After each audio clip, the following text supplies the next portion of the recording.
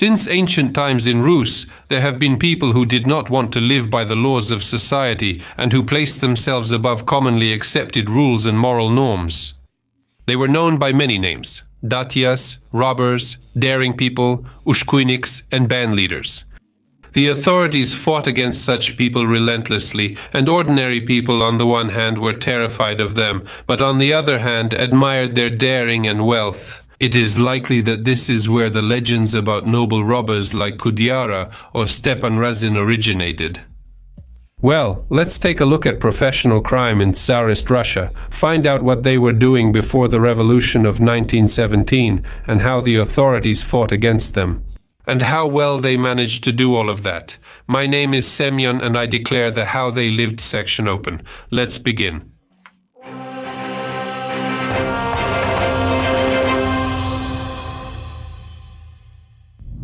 Criminals in Kievan Rus. Early societies generally did not have such a phenomenon as organized or professional crime, and the Slavs at the initial stages of their history were no exception. People then lived in small groups and were always watched by other tribe members.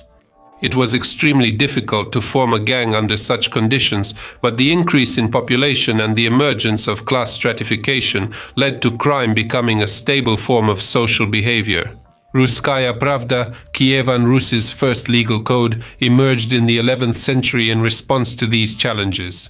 Among the main and most dangerous crimes listed in it are theft, murder, and robbery. It was thieves and robbers who became the first professional criminals of the ancient Slavic state. They organized groups, planned their crimes, and resold stolen goods. The Ruskaya Pravda mainly imposed financial penalties for crimes. A caught criminal paid a substantial fine, though this punishment may not seem harsh at first. Being a thief, or a tatya as they called it, was very dangerous back then, because a criminal caught red-handed could simply be killed on the spot like a dog. But if the criminal had already been apprehended, then taking justice into one's own hands was considered vigilantism against robbers, and the Ruskaya Pravda prescribed even harsher measures. Not only the criminal himself, but his entire family was to be handed over for plundering, and this plundering meant either execution or slavery, with the loss of all property. And apparently there were plenty of robbers in Kievan Rus, so that story about the fame of a robber clearly didn't come out of nowhere. Crime in Kievan Rus was poorly organized, but there was no special apparatus to fight it at all. The community sought the truth, while the prince or his officials judged and punished already captured thieves and murderers. This state of affairs persisted approximately until the end of the 15th century. The main methods of investigation were tracking and confrontation. Tracking referred to the attempt to catch the criminal while the trail was still fresh. Usually this was done by the victims themselves, their relatives, neighbors, or any volunteers. Moreover, if the trail led to the nearest village, the entire community was held responsible for the crime. They were tasked with the search and handing over the criminal. By ezvod, they meant questioning witnesses or conducting a face-to-face confrontation between the suspect and the plaintiff. There was also the zaklich, an announcement of the crime in a crowded place, usually made in the marketplace when there were a lot of people present. The victim reported the crime and gave a description of the stolen property, for example, a horse or a serf. Unfortunately, only a few documentary records from those distant times have survived to this day, but we still know a few things. For example, the Kiev-Pechersk Paterikon tells us about several gangs of thieves who specialized in stealing books. That's a very strange choice because books at that time were certainly expensive, but they were a very specific and rare commodity, and you still had to find buyers for them. The same source reports that daring people tried several times to steal books from the pious monk Hrihori. When the thieves were caught, the monk took pity on them and gave part of his library to the city authorities to save the thieves from punishment. Ancient Rus pirates traveling on medieval roads was quite a quest, and the problem wasn't even the bandits, but the terrible condition of the roads themselves. But our ancestors found an excellent solution: traveling by rivers. The ships of that era were quite efficient. They could carry up to 20 tons of cargo or take 40 people on board. Moreover, with the help of portages, it was possible to move from one water system to another. Alas, even the waterways were far from safe because river pirates operated on them. Ancient Russian pirates, the Ushkuiniks, are first mentioned in the 14th century. The homeland of these homegrown buccaneers was Novgorod. Moreover, the raiding expeditions of the Ushkuiniks were usually organized by Novgorod merchants and boyars. The Ushkuiniks not only robbed merchant ships on the rivers, they also organized real military campaigns, during which they captured major cities and devastated entire regions. Dozens and even hundreds of Ushkuis took part in such campaigns. Novgorod pirates raided the Golden Horde and sailed to Sweden, Finland, and Norway. In 1357 they stormed and looted the capital of the Golden Horde, the city of Saraybörke, and in 1369 they captured Kostroma and Yaroslavl. They had their own Tortuga, the Viatkoveche Republic. Ushkuinichestvo gradually declined in the 15th century and ended after Moscow captured Novgorod in 1478. The Ushkuiniks' heirs were the Cossacks of the Volga, Zaporizhzhia, and Don, who used the Volga, Caspian, and Black Sea as centers for their piracy. Yes, some Cossacks were bandits. Stepan Razin is probably one of the most famous Cossack bandits. After escaping from Turkish captivity, he gathered Don Cossacks for an attack and went to the Blue Sea to get as much treasure as needed. Near Tsarist, he plundered a wealthy caravan of Russian merchants, killed the guards and everyone who resisted. In 1669, Razin and his accomplices defeated the Persian fleet on the Caspian Sea. The commander's son and daughter were taken captive. It was her who was mentioned in the lines, and he throws her overboard into the oncoming wave. The Cossacks took such rich spoils that they even made sails for their boats out of silk. However, that still didn't satisfy Ataman. After causing unrest, Razin was captured, tortured, and executed on the 4th at Bolotnaya Square in central Moscow. Another well-known Cossack ataman, Yermak Timofeyevich, also behaved oddly. On the Caspian Sea, the Cossacks he commanded plundered a diplomatic caravan carrying gifts from Ivan the Terrible to the Persian Khan. The furious Tsar sent troops, resulting in many Cossacks being hanged and the rest fleeing. Where did everyone go? Yermak and his comrades traveled to the Urals, where they were hired by the Stroganov merchants, local oligarchs. Well, then there was the campaign beyond the Urals and the conquest of the Siberian Khanate. For this campaign, Ivan the Terrible actually forgave Yermak. Can a criminal escape punishment?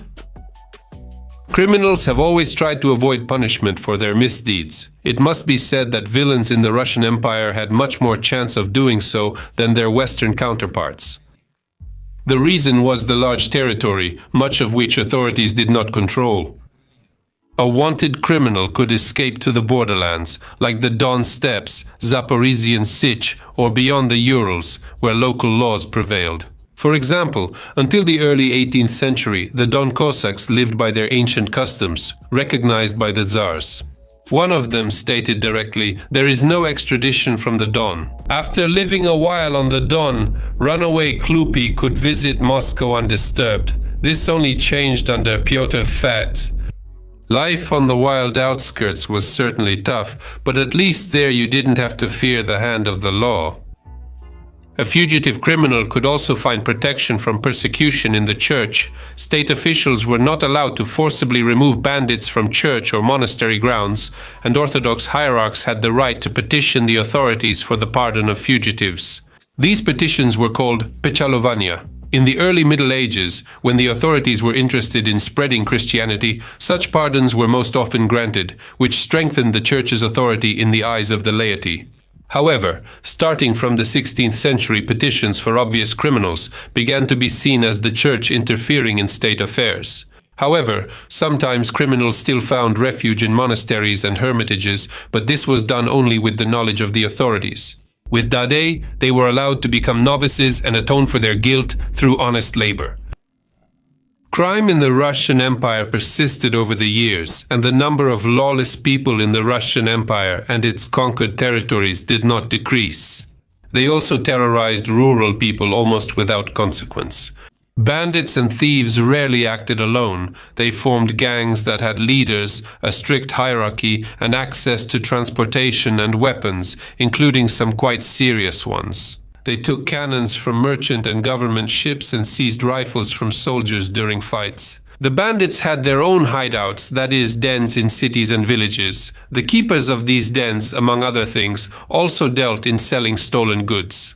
Mikhail Lomonosov admitted with regret that bandits remained despite detectives pursuing them. However, there is almost no hope of eradicating this evil or even significantly reducing it. So why couldn't the authorities deal with the rampant crime?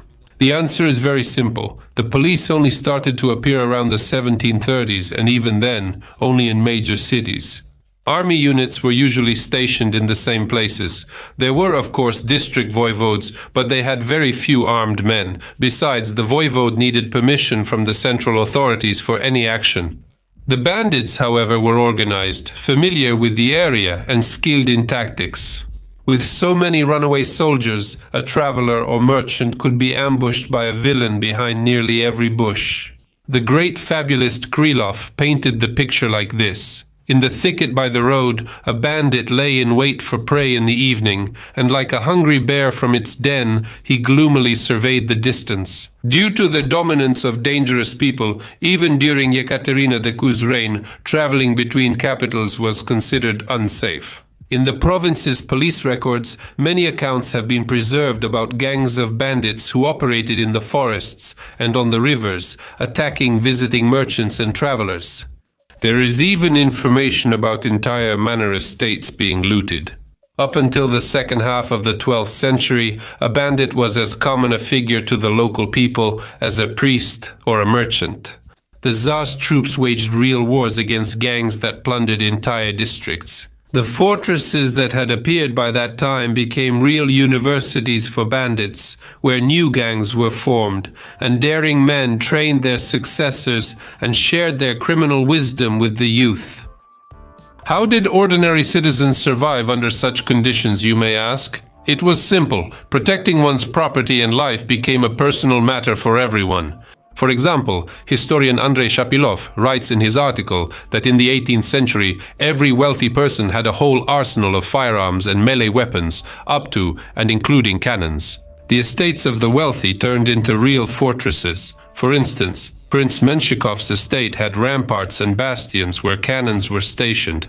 And Prince Grigory Volkonsky, the head of the Tula arms factory, kept 14 cast-iron cannons, 2 cannons made of red iron, and 16 gun carriages at his estate, including 4 of them on a wheeled base.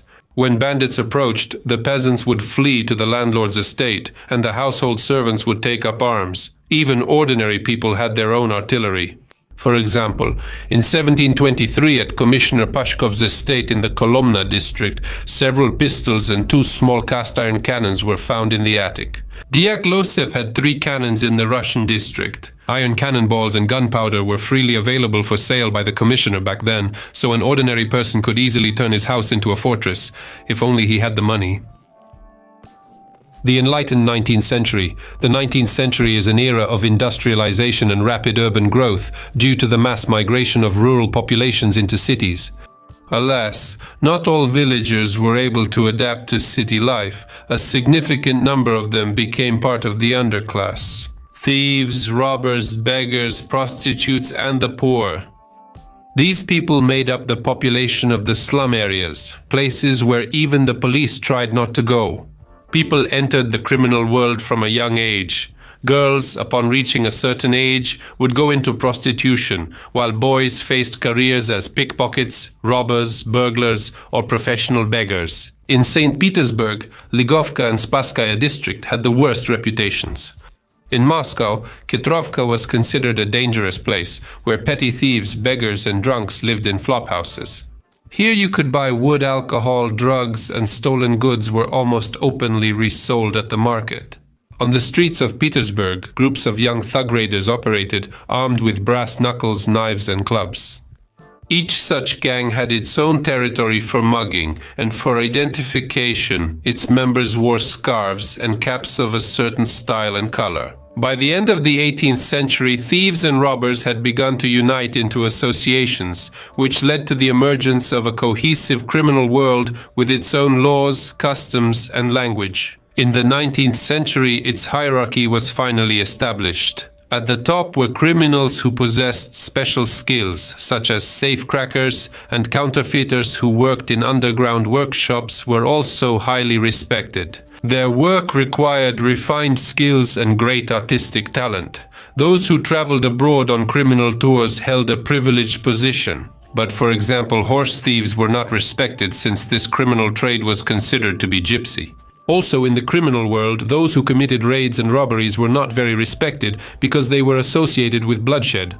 It can't be said that the criminal world of pre-revolutionary Russia rejected murder, but overall killing was not encouraged. The rules were formed based on spontaneous popular religiosity, and the power of tradition was strong. The most famous bandits and villains. Kudeyar is without a doubt the most famous bandit. It's unclear if he truly existed or is just a folklore figure like Nightingale the Robber or the legendary bogatirs. There are several versions of the famous bandit's biography. According to one of them, Kudeyar was the son of Vasily III and his wife Solomonia. They say that Ivan the Terrible was very interested in this legend because if it were true, the famous bandit would have been his older brother. Kudeyar robbed merchant caravans, and he did it so successfully that he amassed countless treasures. Among Kudeyar's companions, the bandit Anna Baldira and his cursed daughter Lyubasha are most often mentioned, whose ghost still wanders near the Optina monastery. Until the late 19th century, Kudeyar stories were very popular in southern and central Russian Empire provinces. Many geographical names are associated with his name: a cave, mountains, forests, and several villages. The story of Kudeyar is included in Nekrasov's poem Who is Happy in Russia? Songs about him were sung by Shaliapin himself. Rumors about his countless treasures, which are being searched for in the Ryazan, Voronezh, and Tula regions, still persist to this day. They say that at night, little lights appear above the hiding place, and the plaintive cry of a child can be heard. Lialia the Bandit. Lialia is not as well known as Kudeyar, but he too did not escape literary fame.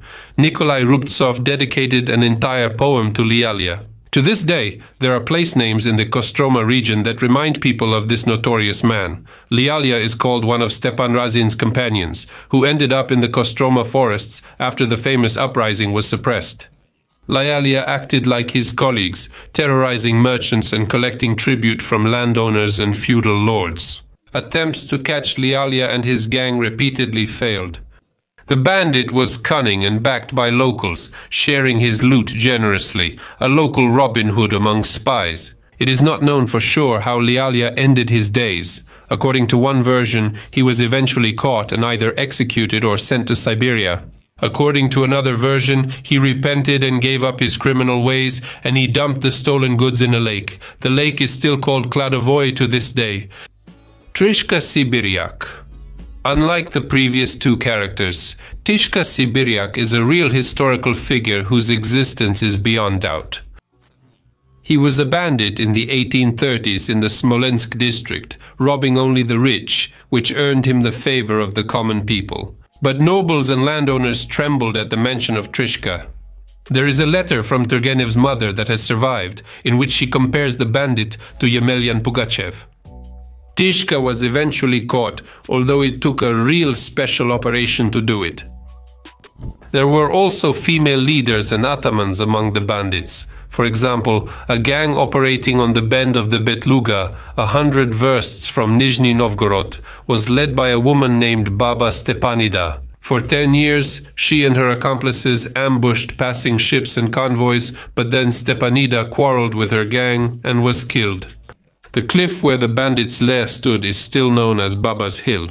They say that even now you can hear Stepanida's wailing there and sometimes even see her ghost. Vanka Kain. Vanka Kain can also be safely called a legendary figure, although not in the same sense as Kuzyara or Baba Stepanida. He really existed, it's just that his biography reads more thrilling than any adventure novel. At 14, he left to conquer Moscow and became an errand boy at the master's court. However, Vanka didn't work there for long. He ran away after robbing his masters, and on the gate he wrote, "Work, devil, not me." Vanka joined the thieves and quickly earned himself a reputation. He was repeatedly taken to the secret chancellery, but each time he was released for lack of evidence. Soon, Vanka was already commanding a gang of 300 people and was considered the king of Moscow's criminal underworld. However, after several years of such a life, Ivan himself came to the detective office, wrote a petition of repentance, and offered to help catch his own victims. It turned out that the deacon's household was to blame. It would seem that the criminal had repented and taken the side of the law, but things were more complicated. Cain became a double agent, turning in minor criminals while shielding major thieves. Using his new contacts, he opened a gambling house and extorted money from the old believers. Vanka was eventually caught after kidnapping retired soldier Taras Zevakin's 15-year-old daughter. During the trial, his other crimes also came to light, resulting in a death sentence, which was later commuted to life in hard labor. That's where Vanka died in prison.